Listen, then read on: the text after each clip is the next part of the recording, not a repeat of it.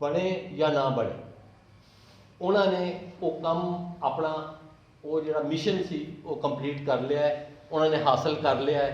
वो अपनी जिहड़ी भी उस तो फायदे लेने चाह रहे हैं वो इस वक्त लै रहे हैं, सिर्फ ऐलान होना बाकी है, बाकी सारा कुछ मौजूद है।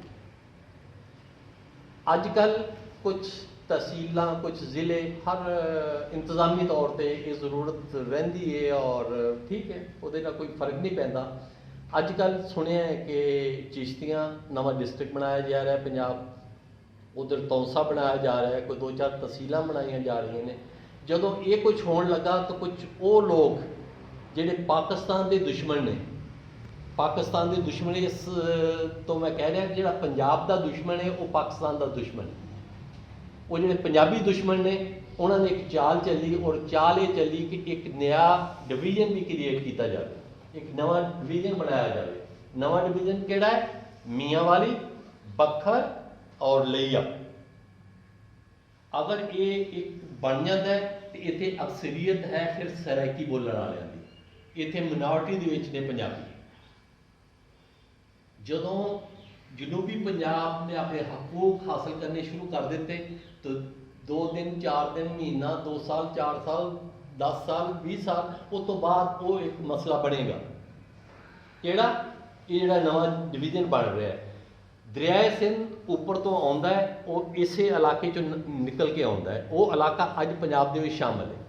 लेकिन जिस तरह उत्थे पंजाबी अकलीयत दे विच ने, कल नूं उत्थे भी नारा लगेगा और वो अलहदा एक सूबा बनेगा या उस जनूबी दे नाल जाएगा तो दरियाए सिंध कट गया पंजाब तो, पंजाब एक वीराना बचिया। सिंध दरिया चला गया एक साइड पे क्योंकि वो उस डिवीजन दे विच है और वो डिवीजन जिहड़ा किसी होर दे नाल शामिल हो गया। पंजाब जिहड़ा है हुण बिल्कुल कट गया। पंजाब दे विच रावी और फलां सतलुज और वो जिहड़े खुश्क दरिया ने वो इहदे इस च है। पंजाब का पानी पहले ही बड़ा डेटोरेट हो रहा है, थले मतलब बहुत ज़्यादा जा रहा है, डूंगा हो गया बहुत ज़्यादा। अगर पानी पंजाब तो खोलिया जाता है, इस तरह खोलिया जाता है तो पंजाब अजनास से जिंदा है। फसलां बेहतरीन होंदियां ने, वो चावल होवे, गंदम होवे, कपास होवे, फलां होवे, दालां होन, हर चीज़ जिहड़ी अजनास से रिचे पंजाब। जो पानी नहीं होएगा तो फसलां जिहड़ियां कित्थे होणगियां। फिर ये आबादी जिहड़ी इन्नी गुंजान आबादी है, एक दूसरे को वढ़न पैगी, एक दूसरे को खाण पैगी, अफरा तफरी होएगी, इत्थे लुटमार होएगी और ये पानी की कमी की वजह तो जिहड़ा वीराना बनिया है उत्ते एक नुकसान होएगा ही होएगा। जिहड़े आपस दे विच लड़नगे और आपस दे विच एक धींगा मुस्ती होएगी, उहदे नाल एक होर तबाही सामने आएगी। मेरे दोस्तों, अज इत्थे बैठे हो, पंजाब नेशनल मूवमेंट दे नाल नाल तुसीं काम कर रहे हो। असीं सिंध दे विच बह के तुहाडी वो सपोर्ट जां उस तरह असीं गलबात नहीं कर सकते कि असीं उत्थे बह के पंजाब की गल किस तरह करिए। साडे मफादात तो सिंध दे नाल ने, असीं तो सिंध दे मफादात की गल करांगे तो सानूं सिंधी अपने नाल लाउणगे। और अलहमदुलिल्लाह ये असीं उत्थे हैगे आ। साडा एक भाई उत्थे नवाबशाह तो जरदारी के घर दे विचों MPA चौथी दफा, मैं एडवाइजर रहा, कुछ होर भी ने। असी अलहमदुलिल्लाह उस माहौल दे विच, उस एनवायरनमेंट दे विच रह के असी अपने हकूक बड़े अच्छे तरीके नाल हासिल कर रहे हैं। सानू मुश्किल जदों भी आउंदी है, मुश्किलात आउंदियां ने, ये दर्द दुख जिहड़ा हुंदा है वो पंजाब की वजह तो हुंदा है। पंजाब तो कोई ऐसा नारा लगता है जिहदे ते छोटे सूबे बड़ा गुल गुबारा करते हैं, उठ के खड़े हो जाते हैं, असी उन्हों का निशाना बनते हैं। उत्थे अगर फौजी डिक्टेटर एक आता है, परवेज़ मुशर्रफ आ गया, ज़िया उल हक आ गया, कोई भी आ गया, वो फौजी जनरल है। अगर उन्होंने कोई कहता है कि पंजाबी जनरल है, मेरे ख्याल है भोले एक अगर अज तक अपने जहनों चों नहीं कढ़िया, एक कढ़ देना चाहिए। ना बैरोक्रेट ध्याड़ा है ना फौजी ध्याड़ा है। बेशक सियासतदान भी ध्याड़ा नहीं, लेकिन सियासतदान को मजबूरी है वोट ध्याड़े को लैना है, इस तो किसी ना किसी तरीके नाल वो ध्याड़ा जुड़िया रहेगा। जनरल और बैरोक्रेट कभी भी उन्होंने कोई मसला नहीं, ना अदलिया को कोई मसला है, वो ध्याड़ा किस तरह जुड़नगे। ਇੱਕੋ ਹੀ ਤਰੀਕਾ ਉਹਨਾਂ ਨੂੰ ਜੋੜਨ ਦਾ। ਜਦੋਂ ਤੁਸੀਂ ਮੁਤਹਿਦ ਹੋ ਜਾਣਗੇ ਹੋ, ਜਦੋਂ ਇੱਕ ਮੁੱਠ ਹੋ ਜਾਣਗੇ ਹੋ, ਜਦੋਂ ਤੁਸੀਂ ਇੱਕ ਦੂਸਰੇ ਦੀ ਗੱਲ ਕਰਨਗੇ ਹੋ, ਇੱਕ ਦੂਸਰੇ ਦੇ ਨਾਲ ਖੜੇ ਹੋਣਗੇ ਹੋ। ਹੁਣ ਇੱਥੇ ਪਾਣੀ ਦਾ ਮਸਲਾ ਤੁਹਾਡੇ ਸਾਹਮਣੇ ਦੱਸਤਾ, ਕੱਲ੍ਹ ਦੀ ਵੰਡ ਤੁਹਾਡੇ ਸਾਹਮਣੇ ਦੱਸ ਦਿੱਤੀ। ਇਹਨੂੰ ਹੁਣ ਆਪਣੇ ਜ਼ਿਹਨਾਂ 'ਚ ਸੰਭਾਲੋ ਔਰ ਇਹਦੇ ਲਈ ਜਿਸ ਤਰ੍ਹਾਂ ਵੀ ਲੜ ਸਕਦੇ ਹੋ, ਇਹ ਲੜਨਾ ਤੁਹਾਡਾ ਕੰਮ ਹੈ। ਮੈਂ ਇੱਕ ਮੈਸੇਜ ਦੇ ਗਿਆ, ਮੈਂ ਬੈਠ ਕੇ ਇਨਡਾਇਰੈਕਟ ਲੜਾਂਗਾ। ਮੈਂ ਉੱਥੇ ਇਨਡਾਇਰੈਕਟ ਲੜਾਂਗਾ, ਡਾਇਰੈਕਟ ਮੈਂ ਉੱਥੇ ਨਹੀਂ ਲੜ ਸਕਦਾ। ਡਾਇਰੈਕਟ ਲੜਾਂਗਾ ਮੈਂ, ਮੇਰੀ ਲੜਾਈ ਉਹਨਾਂ ਨਾਲ ਹੋ ਜਾਏਗੀ ਔਰ ਮੇਰਾ ਉੱਥੇ ਸਰਵਾਈਵਲ ਮੁਸ਼ਕਲ ਹੋ ਜਾਏਗਾ। ਔਰ ਇਹੀ ਮਸਲਾ ਹੈ ਕਿ ਅਸੀਂ ਉੱਥੇ ਬਹਿ ਕੇ ਹਰ ਵੇਲੇ ਇੱਧਰ ਦੇਖਦੇ ਹਾਂ ਔਰ ਖੁਸ਼ਕ ਹੱਥ ਹੁੰਦੇ ਆ, ਆਂਸੂ ਜ਼ਿਆਦਾ ਬਹਿੰਦੇ ਆ, ਕਿਉਂਕਿ ਇੱਥੇ ਕਦੀ ਨਵਾਜ਼ ਸ਼ਰੀਫ ਦੀ ਸੂਰਤ ਦੇ ਵਿੱਚ, ਕਦੀ ਚੌਧਰੀ ਸ਼ੁਜਾਤ ਦੀ ਸੂਰਤ ਦੇ ਵਿੱਚ, ਕਦੀ ਕਿਸੇ ਇਮਰਾਨ ਦੀ ਸੂਰਤ ਦੇ ਵਿੱਚ ਐਸੇ ਗਾਸਬ ਆ ਜਾਂਦੇ ਨੇ ਔਰ ਗਲੇ ਤੋਂ ਪਕੜਿਆ ਹੈ ਉਹਨਾਂ ਨੇ ਪੰਜਾਬੀਆਂ ਦੇ। ਔਰ ਪੰਜਾਬੀਆਂ ਨੂੰ ਪਤਾ ਨਹੀਂ ਕਿ ਕੀ ਹੋ ਰਿਹਾ, ਉਹ ਕਿਤੇ ਅੱਗੇ ਪਿੱਛੇ ਦੇਖ ਰਹੇ ਨੇ ਕਿ ਕਿੰਨੇ ਸਾਡਾ ਗਲਾ ਦਬਾਇਆ ਹੈ। ਇਹ ਸਮਝੋ ਆਪਣੇ ਮੁਕਾਮੀ ਜਿਹੜੇ ਤੁਹਾਡੇ ਲੋਕ ਨੇ ਉਹਨਾਂ ਨੂੰ ਸਟਰੈਂਥਨ ਕਰੋ, ਉਹਨਾਂ ਨੂੰ ਮਜ਼ਬੂਤ ਕਰੋ। ਉਹ ਅਮਾਰ ਸ਼ਾਹ ਦੀ ਸੂਰਤ ਦੇ ਵਿੱਚ ਹੋਣ, ਉਹ ਸਈਦ ਸਾਹਿਬ ਦੀ ਸੂਰਤ ਦੇ ਵਿੱਚ ਹੋਣ, ਜਾਂ ਇਹਨਾਂ ਦੇ ਭਰਾਵਾਂ ਦੇ ਵਿੱਚੋਂ ਕਿਸੇ ਦੀ ਵੀ ਸੂਰਤ ਦੇ ਵਿੱਚ ਹੋਣ, ਉਹਨਾਂ ਦੇ ਨਾਲ ਖੜੇ ਹੋ। ਹੁਣ ਆ ਗਿਆ ਇੱਕ ਛੋਟਾ ਜਿਹਾ ਮਸਲਾ ਦੂਸਰਾ। ਅਮਾਰ ਸ਼ਾਹ ਸਾਹਿਬ ਦੇ ਭਾਈ ਦੇ ਨਾਲ ਇੱਕ ਬਹੁਤ ਬੜਾ ਇੰਸੀਡੈਂਟ ਹੋਇਆ ਸਿੰਧ ਦੇ ਵਿੱਚ। ਉਹ ਆਪਣੀ ਮੁਲਾਜ਼ਮਤ, ਆਪਣੀ ਡਿਊਟੀ, ਆਪਣੇ ਫਰਾਇਜ਼ ਬੜੀ ਖੁਸ਼ ਸਲੂਬੀ ਨਾਲ ਨਿਭਾ ਰਿਹਾ ਸੀ। ਉੱਥੇ ਆਰਮੀ ਚੋਂ ਬਹੁਤ ਅੱਛੇ ਮੈਡਲਸ ਲੈ ਕੇ ਉੱਥੋਂ ਰਿਟਾਇਰਮੈਂਟ ਲਈ, ਔਰ ਇਸ ਅਦਾਰੇ ਦੇ ਵਿੱਚ ਵੀ ਉਹਨਾਂ ਦਾ ਇੱਕ ਨਾਂ ਸੀ। ਚੋਰੀ ਹੋਈ, ਮਕਾਮੀ ਉੱਥੇ ਦੇ ਚੋਰ ਸੀ, ਉਹ ਫੜੇ।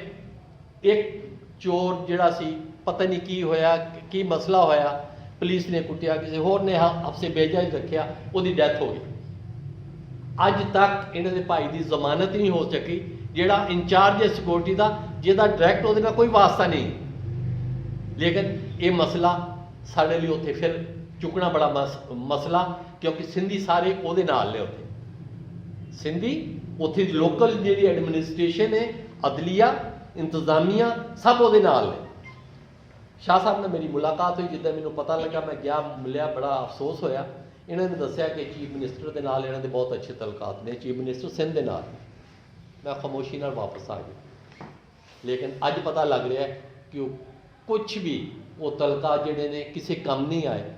ਤੇ ਮੇਰੇ ਦੋਸਤੋ, ਇਹਨਾਂ ਦਾ ਇਹ ਘਰ ਜਿੱਥੇ ਅਸੀਂ ਬੈਠੇ ਚੁੰਨੀਆਂ, ਇੱਥੇ ਦਾ ਜੰਪਲ ਇਹਨਾਂ ਦਾ ਭਾਈ, ਅਗਰ ਇੱਥੋਂ ਬੰਦੇ ਉੱਠਦੇ, ਇੱਥੇ ਪ੍ਰੈਸ ਕਾਨਫਰੰਸ ਹੁੰਦੀ, ਇੱਥੇ ਕੋਈ ਇhtਜਾਜ ਹੁੰਦਾ, ਇੱਥੇ ਕੋਈ ਉਹਦੀ ਤਹਿਰੀਕ ਚੱਲਦੀ, ਇਹ ਤਹਿਰੀਕ ਲਾਹੌਰ ਜਾਂਦੀ, ਉੱਥੇ ਚੱਲਦੀ, ਉੱਥੇ ਪ੍ਰੈਸ ਕਾਨਫਰੰਸ ਹੁੰਦੀ, ਉੱਥੇ ਅਖਬਾਰਾਂ 'ਚ ਆਉਂਦਾ, ਉੱਥੇ ਮੀਡੀਆ ਦੇ ਵਿੱਚ ਆਉਂਦਾ, ਤੇ ਇਹਦੇ ਅਸਰਾਤ ਹੀ ਬਿਲਕੁਲ ਮੁਖਤਲਿਫ ਹੁੰਦੇ। ਦੋਸਤੋ, ਨਹੀਂ ਕੀਤਾ ਗਿਆ। ਪਤਾ ਨਹੀਂ ਹੁਣ ਵੀ ਕੋਈ ਸੋਚ ਰਿਹਾ ਹੈ ਅਮਾਰ ਸ਼ਾਹ ਸਾਹਿਬ ਦੇ ਨਾਲ ਖੜਾ ਹੋਣ ਲਈ, ਇਹਨਾਂ ਦੇ ਭਾਈ ਦੀ ਜਿਹੜੀ ਤਕਲੀਫ ਹੈ ਉਹਨੂੰ ਘੱਟ ਕਰਨ ਲਈ ਜਾਂ ਨਹੀਂ। ਮੇਰਾ ਇੱਕੋ ਹੀ ਪੈਗਾਮ ਹੈ, ਤੁਹਾਡਾ ਕੱਟ ਉਦੋਂ ਵੀ ਰਹਿ ਸਕਦਾ ਹੈ ਜਦੋਂ ਅਮਾਰ ਭਾਈ ਜੈਸੇ ਮਸਲੇ ਲਈ ਇਹਦੇ ਨਾਲ ਖੜੇ ਹੋਣਗੇ ਹੋ, ਤਾਂ ਕੱਲ ਕਿਸੇ ਹੋਰ ਦਾ ਮਸਲਾ ਹੋਏਗਾ, ਉਹਦੇ ਲਈ ਤੁਸੀਂ ਫਿਰ ਦੂਸਰੇ ਲਈ ਵੀ ਖੜੇ ਹੋ ਸਕਦੇ ਹੋ। ਅੱਜ ਇਹਦੇ ਲਈ ਖੜੇ ਨਹੀਂ ਹੋ, ਕੱਲ ਕਿਸੇ ਦੂਸਰੇ ਮਸਲੇ ਲਈ ਵੀ ਖੜੇ ਨਹੀਂ ਹੋ ਸਕਦੇ। ਇਸ ਤੋਂ ਹਟ ਕੇ ਇੱਕ ਚੀਜ਼ ਹੋਰ ਮੈਂ ਗੋਸ਼ਗੁਜ਼ਾਰ ਕਰਾਂਗਾ ਕਿ ਬੀਇੰਗ ਏ ਮੁਸਲਮਾਨ, ਪਹਿਲੇ ਮੈਂ ਮੁਸਲਮਾਨ ਹਾਂ। ਮੈਂ ਇਸਲਾਮ, ਆਪਣੇ ਜੋ ਵੀ ਮੇਰਾ ਅਕੀਦਾ ਹੈ, ਉਹਦੀ ਕੁਰਬਾਨੀ ਦੇ ਕੇ ਮੈਂ ਪੰਜਾਬੀ ਕਦੀ ਵੀ ਨਹੀਂ ਬਣਾਂਗਾ। ਮੈਂ ਪਾਕਿਸਤਾਨੀ ਹਾਂ, ਪਾਕਿਸਤਾਨ ਦੀ ਕੁਰਬਾਨੀ ਦੇ ਕੇ ਮੈਂ ਕਦੀ ਵੀ ਪੰਜਾਬੀ ਨਹੀਂ ਬਣਾਂਗਾ। ਹਾਂ, ਮੈਂ ਆਪਣੀ ਕੁਰਬਾਨੀ ਦੇਵਾਂਗਾ ਫਾਰ ਪਾਕਿਸਤਾਨ, ਫਾਰ ਇਸਲਾਮ। ਲੇਕਿਨ ਜਦੋਂ ਪੰਜਾਬੀ ਦੀ ਗੱਲ ਹੁੰਦੀ ਹੈ, ਉਦੋਂ ਫਿਰ ਪੰਜਾਬੀ ਦੀ ਗੱਲ ਕਰੋ, ਉਹ ਮਜ਼ਹਬ ਨੂੰ ਉੱਪਰ ਰੱਖ ਦਿਓ, ਉਹਨੂੰ ਥੱਲੇ ਨਹੀਂ ਕਰੋ, ਉਹਨੂੰ ਉੱਪਰ ਰੱਖੋ। ਤੁਹਾਡੇ ਉੱਪਰ ਹੈ ਮਜ਼ਹਬ ਵੀ, ਉੱਪਰ ਹੈ ਤੁਹਾਡੀ ਪਾਕਿਸਤਾਨੀਅਤ ਵੀ ਉੱਪਰ ਹੈ। ਮੇਰੇ ਦੋਸਤੋ, ਇਹ ਕੰਮ ਨਾ ਮੇਰੇ ਇਕੱਲੇ ਕਰਨ ਦਾ ਹੈ, ਨਾ ਅਮਾਰ ਸ਼ਾਹ ਤੇ ਕਰਨ ਦਾ ਹੈ, ਨਾ ਕਿਸੇ ਹੋਰ ਦੇ ਇੰਡੀਵਿਜੂਅਲ ਕਰਨ ਦਾ ਹੈ। ਇਹ ਹੈ ਇਤਿਹਾਦ ਨਾਲ ਮੁਤਹਿਦ ਹੋ ਕੇ ਕਰਨ ਦਾ ਕੰਮ ਹੈ। ਇਹਨਾਂ ਦੇ ਭਾਈ ਨੇ ਚੋਰਾਂ ਦੇ ਖਿਲਾਫ ਇੱਕ ਕੰਮ ਕੀਤਾ, ਚੋਰ ਇਕੱਠੇ ਹੋ ਗਏ, ਉਹਨੂੰ ਉੱਥੇ ਦੇ ਲੋਕਲ ਐਡਮਿਨਿਸਟ੍ਰੇਸ਼ਨ, ਉੱਥੇ ਦੀ ਆਵਾਮ, ਸਾਰਿਆਂ ਨੇ ਸਪੋਰਟ ਕੀਤੀ। ਅੱਜ ਉਹ ਰਾਈਟ ਤੇ ਹੈ ਔਰ ਇਹ ਨੁਕਸਾਨ ਦੇ ਵਿੱਚ ਨੈਗੇਟਿਵ ਮਾਰਕਸ ਇਹਨਾਂ ਨੂੰ ਮਿਲੇ ਨੇ, ਪੋਜ਼ਿਟਿਵ ਮਾਰਕਸ ਉਧਰ ਚਲੇ ਗਏ। ਇਹੀ ਮੇਰਾ ਛੋਟਾ ਜਿਹਾ ਪੈਗਾਮ ਹੈ। ਮੈਂ ਤੁਹਾਨੂੰ ਕਰਨਾ, ਪੰਜਾਬ ਨੂੰ ਬਚਾਉਣਾ ਹੈ, ਪੰਜਾਬ ਦਾ ਪਾਣੀ ਬਚਾ ਲਓ। ਇਹ ਜਿਹੜੀ ਵੰਡ ਹੋ ਰਹੀ ਹੈ, ਇਹ ਵੰਡ ਨੂੰ ਉਹਦੇ ਲਈ ਮੈਂ ਇੱਕ ਦੋ ਨੁਕਤੇ ਤੁਹਾਡੇ ਸਾਹਮਣੇ ਰੱਖਾਂ। ਸਰਗੋਧੇ ਦੇ ਵਿੱਚ ਇਸ ਵੇਲੇ ਮੇਰੇ ਖਿਆਲ ਕੋਈ 38 ਜਾਂ 40 ਲੱਖ ਜਾਂ 44 ਲੱਖ ਦੀ ਆਬਾਦੀ ਹੈ, ਜਿਹਦੇ ਵਿੱਚ ਮੇਰੇ ਖਿਆਲ ਮੋਰ ਦੈਨ 80% ਪੰਜਾਬੀ ਹੈ। ਅਗਰ ਬਹੁਤ ਹੀ ਜ਼ਰੂਰਤ ਹੈ ਸਰਗੋਧੇ ਦਾ ਕੁਛ ਹਿੱਸਾ ਕੱਟੋ, ਕੁਛ ਭੱਖੜ ਦਾ ਕੱਟੋ, ਕੋਈ ਦੂਸਰਾ ਕੱਟੋ, ਇੱਕ ਸੂਬਾ ਇਸ ਤਰ੍ਹਾਂ ਕਰਕੇ 2 ਡਿਵੀਜ਼ਨ ਬਣਾ ਦਿਓ, ਉੱਥੇ ਇਜਾਰਾਦਾਰੀ ਤੁਹਾਡੇ ਪੰਜਾਬੀਆਂ ਦੀ ਹੋਵੇ। ਤੁਹਾਡੇ ਕੱਲ੍ਹ ਨੂੰ ਮਸਲਾ ਹੀ ਨਹੀਂ, ਦਰਿਆ ਤੁਹਾਡੇ ਕਾਬੂ 'ਚ ਹੀ ਰਹੇਗਾ। ਲੇਕਿਨ ਅੱਜ ਸੁਸਤੀ ਕੀਤੀ, ਉਹ ਡਿਵੀਜ਼ਨ ਬਣ ਗਿਆ ਅਲੱਗਾ, ਤਾਂ ਉਹ ਇਤਨਾ ਨੁਕਸਾਨਦੇਹ ਹੋਏਗਾ ਕਿ ਪੰਜਾਬ ਤਰਸ ਜਾਏਗਾ ਪੀਣ ਦੇ ਪਾਣੀ ਤੋਂ। ਔਰ ਇਸੇ ਦੇ ਨਾਲ ਹੀ ਮੈਂ ਆਪਣੇ ਭਰਾਵਾਂ ਦਾ ਸ਼ੁਕਰੀਆ ਅਦਾ ਕਰਾਂਗਾ ਕਿ ਬੜੀ ਤੋਜਾ ਨਾਲ ਗੱਲ ਸੁਣੀ।